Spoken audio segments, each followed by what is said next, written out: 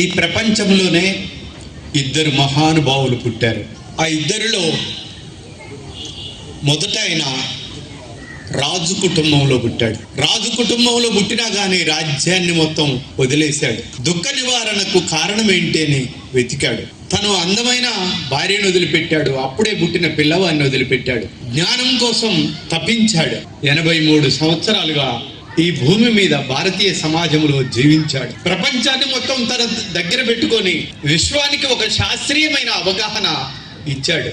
ఓ రాజు కుటుంబంలో పుట్టి ఇలా ప్రపంచాన్ని మొత్తం కూడా దేదీప్యమానంగా వెలుగుతున్న మహానుభావుడు గౌతమ బుద్ధుడు భారతీయ సమాజంలోనే పుట్టాడు. మరొక ఆయన కూలి కుటుంబంలో పుట్టాడు. మురికి కాలువల పక్కన పుట్టాడు. రోజు తాగి వచ్చే వాళ్ళ మధ్యన పుట్టాడు. అంటరాని గూడెంలో పుట్టాడు. కానీ అద్భుతమైన చదువు చదివాడు. విశ్వాన్ని మొత్తం కూడా తన గుండెల్లో దాచుకున్నాడు. నాలెడ్జికి అవధులు లేవు అని ఈ ప్రపంచానికి చాటి చెప్పాడు. ఆయన ఈ దేశం, ఈ ప్రపంచం గర్వపడే విధంగా ఒక అద్భుతమైన జీవితాన్ని ఇచ్చాడు. ఆయన బాబాసాహెబ్ అంబేద్కర్. ఈ ఇద్దరిని మినహాయిస్తే ఈ ప్రపంచం చిన్నబోతుంది. ఈ ఇద్దరిని మినహాయిస్తే ఈ ప్రపంచం మనకు కనపడదు. కాబట్టి బాబాసాహెబ్ అంబేద్కర్ ఒక విశ్వమానవుడు అయ్యాడు.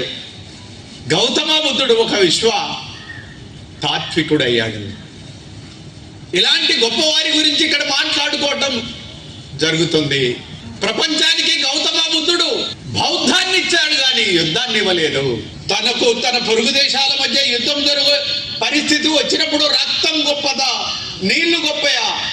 కాబట్టి రక్తాలు పారవలసిన అవసరం లేదు అని తన రాజ్య బహిష్కరణకు గురయ్యాడు.